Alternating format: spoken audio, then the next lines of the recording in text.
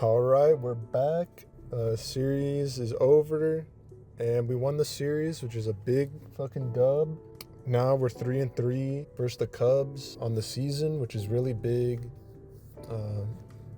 This isn't gonna matter that much now, but it's really big if it comes down to the end of the season and we were in a race with the Cubs for the last few spots. This will be big in terms of that, but it's also big in terms of the Cubs are probably going to be a contending team in the playoffs. So being able to win a series against them is really good.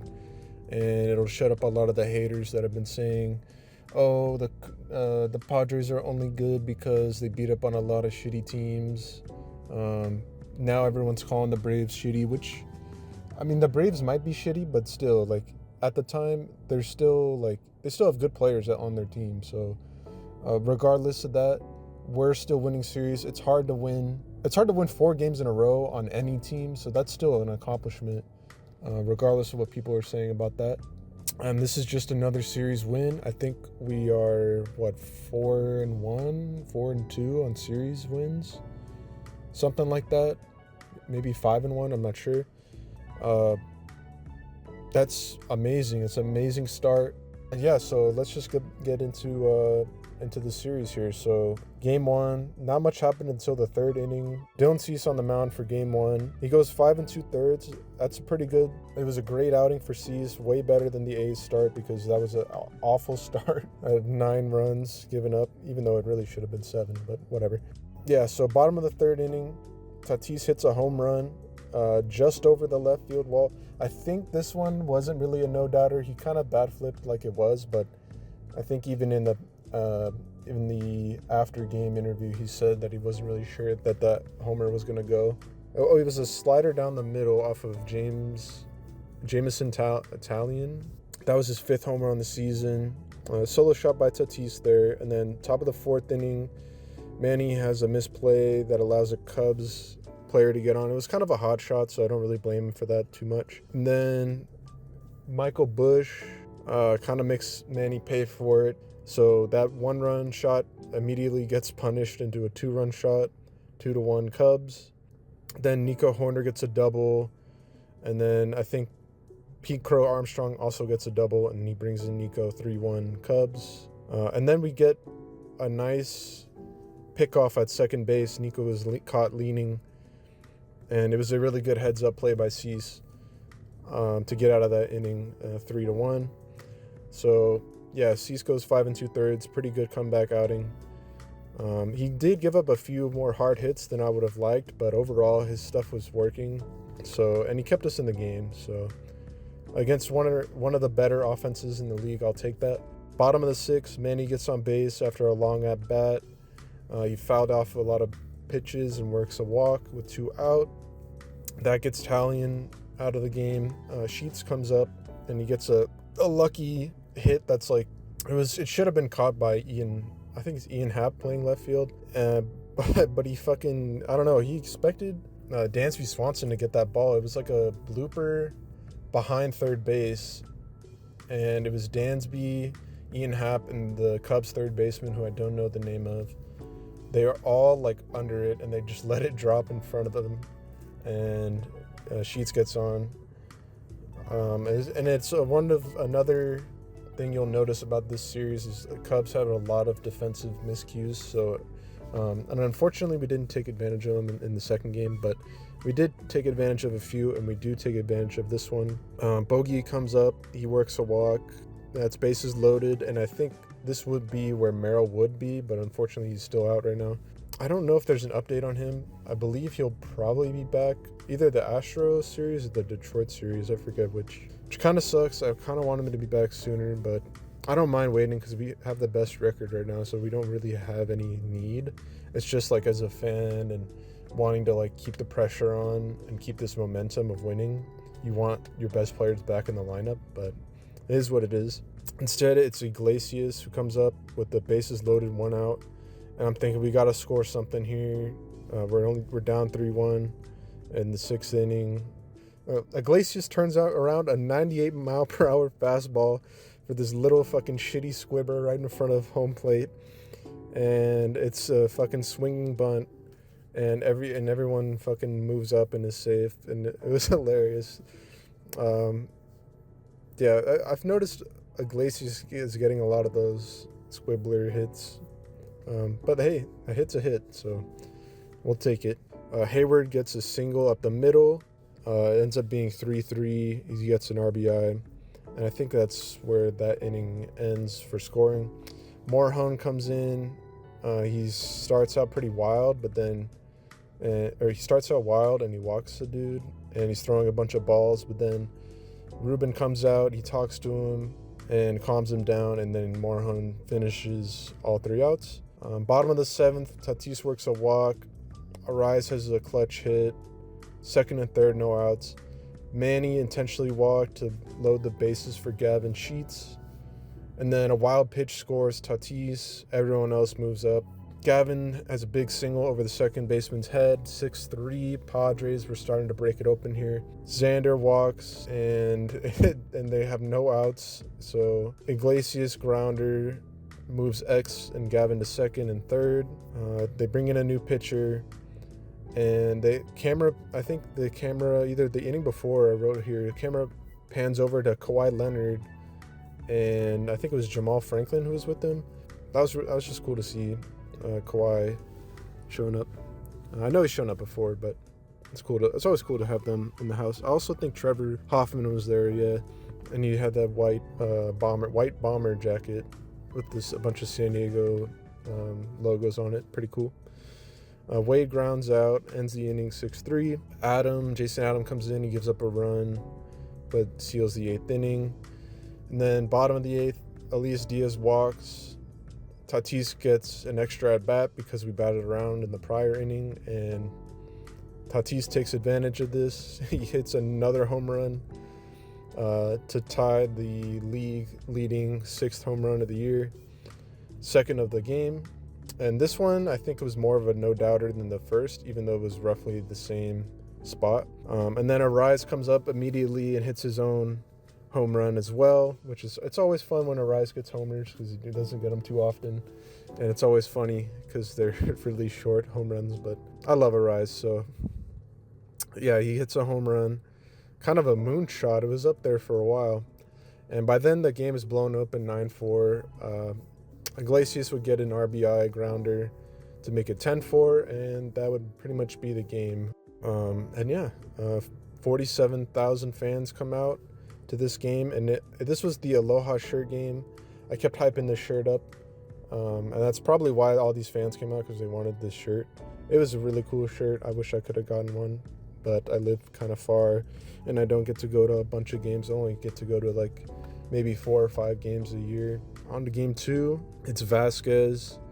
I believe in Vasquez, so I was hoping he was going to do good this outing, and he actually does do pretty good.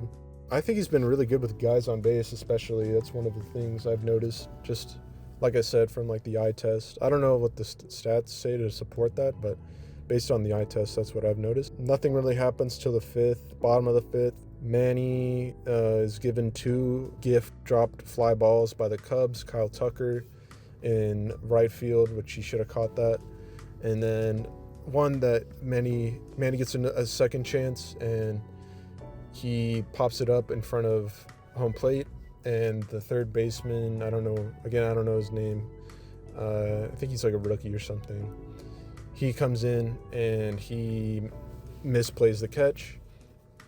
Gives Manny a third chance against Imanaga. No wonder nothing happened in the first 4 innings, because fucking Imanaga was pitching. And Vasquez did really good, so pretty much nothing happened. Manny takes advantage of it, and he hits a homer. And this one was definitely a freaking bomb, and makes it 1-0. That's his 2nd on the season. Imanaga, we get him out in 5 innings instead of 7, so that's better than what we did in Chicago. And we could have got more off him, because there were some times where I think we had bases loaded or guys on 2nd or 3rd base, and we just couldn't bring them in. Top of the 6th, Vasquez comes back out, gives up a double to Swanson and a single to another Cub I don't know who. And it's 1st and 3rd, and Schilt takes him out after 5 innings, 80 pitches. And Morhone inherits 2 runners, and 1 scores on a bunt. I believe it was Pete Crow who bunts. And Arise kind of bundles the transfer in front of the plate, and the guy scores. It would have been a tough play regardless, so I don't really blame Arise too much. Next guy tries to bunt, and we get the guy out at first. Cubs take second and third. And then I think they have a grounder on the next play, and Arise gets it and throws home, and we get the guy out at home. And then we get the final out. Yeah, it was a fly out for the last out. So we get out of trouble, tied 1-1. And then, yeah, so that was Morejon pitching. And then top of the seventh, Morejon comes out for a second inning, but gives up a single, and he's taken out, replaced with Estrada. Estrada gets to do a bit of trouble, but he works out of it. Top of the eighth, Jason Adam deals, and Suarez would lock down the ninth inning as well. And it's up to us to go to the Petco's first bottom of the ninth this season. And unfortunately, we have the bottom of the lineup up, so we don't score, and we're missing Merrill and Crone. So our lineup is definitely thinner than it was the past couple weeks. So we go to extra innings for first time, and we have to use Matsui because we kind of used everyone else because it was a close game. And Matsui gives up a triple. Cubs have a guy on third base with no outs, and they scored to make it 2-1. And luckily, Matsui does pretty good after that. He takes care of all three guys, and it looks like we're going to have a chance to come back. They did intentionally walk Tatis, and I forget what happens to some of the other guys, but I know Arise flies out for the last out. Kind of unfortunate, but it is what it is. First loss at Petco sucks, but it was going to happen eventually. So on to game 3 today. Nick Pivetta, he did great his last outings. We were hoping he was going to have another solid outing, and he does. Nick gets through the first 2 innings pretty easy, and then he gets into a bit of trouble in the third with a couple singles and a walk with no outs, but he battles. The Cubs do get a sac fly, and it's 1-0 Cubs. Bottom of the third, Diaz walks, Wade singles to bring Diaz to third. Surprisingly, Diaz can fucking run, man. But yeah, Tatis has an infield single that these Cubs, I forget if it was the first baseman or second baseman, kind of bobbles, and Tatis ends up being safe at first. So we tie the game 1-1. Manny comes up, and he battles hard for a single in between third base and shortstop, and we score, and then Manny gets thrown out on a balk. Oh yeah, the fucking stupid balk. What the fuck was that shit? It should have been a balk, but it wasn't called a balk.